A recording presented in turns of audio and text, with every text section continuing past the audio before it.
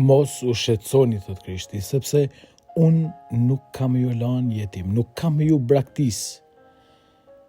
E fakti që nuk na ka braktis, që në pikërisht në një këtë gjë, na ka dërgu shpirtin e të vërtetës, shpirtin e atit.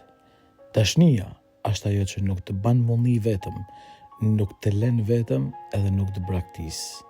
Nuk hek dorë kur prej teje. Prandaj Krishti na ka premtuar shpirtin e të vërtetës. Kur njëri jeton në të vërtetën, e kupton se është biri i atit, bie e atit. E kupton se nuk është i braktisur. E kupton se nuk është i vetmuar, i tërsuar, i lanën masdore.